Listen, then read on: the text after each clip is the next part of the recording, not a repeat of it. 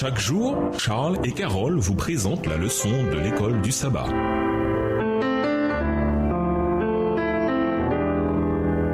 Bienvenue dans votre émission. Dieu nous parle. Nous voilà à la leçon de vendredi. Pour aller plus loin, nous vous invitons à lire dans le livre Prophètes et rois, le chapitre Vision de la gloire future, aux pages 503 à 512, livre écrit par Ellen G. White. La science moderne enseigne que toute la matière est composée d'atomes, qui sont eux-mêmes composés de deux particules plus petites, les quarks et les leptons, que l'on considère comme les composantes de base de toute réalité physique. Dans ce cas, si les quarks et les leptons se trouvent au cœur du monde physique, le Dieu qui a non seulement créé le monde, mais qui le soutient, ne pourrait-il pas simplement reconfigurer les quarks et les leptons quand le moment viendra de nous ressusciter? En se moquant de la résurrection, l'athée Bertrand Russell a posé la question de savoir ce qui arrive à ceux qui ont été mangés par des cannibales, puisque leurs corps font désormais partie de celui des cannibales. Alors qui obtient quoi à la résurrection? Mais supposez que le Seigneur prenne simplement les quarks et les leptons, les composantes de base de l'existence, où qu'ils se trouvent, et sur la base des informations qu'il détient sur chacun de nous, qu'il nous reconstruise à partir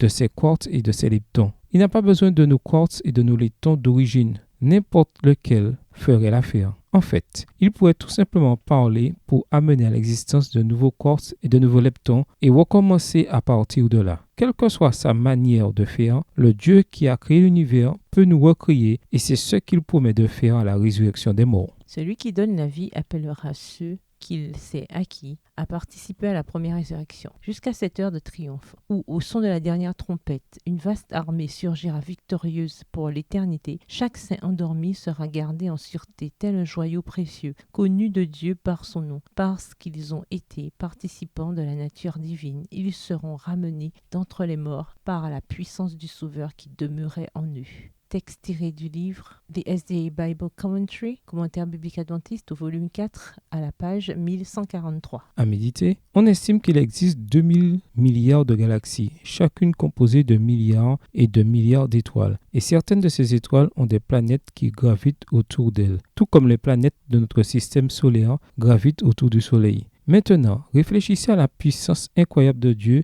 qui non seulement a créé toutes ces étoiles, mais qui les soutient et qui les connaît par leur nom. Psaume 147, verset 4. Cette réalité extraordinaire ne prouve certes pas que ce même Dieu peut ou va ressusciter les morts. Mais en quoi nous révèle-t-elle la puissance impressionnante qu'il a et nous montre-t-elle que la résurrection est tout à fait en son pouvoir? Hébreux 11 met l'accent sur la fidélité et les attentes de nombreux héros de la foi de jadis. De quelle manière ce chapitre enrichit-il notre compréhension de l'espérance que les personnages de l'Ancien Testament avaient, même avant la résurrection de Jésus? Au revoir. Et à demain si Dieu veut.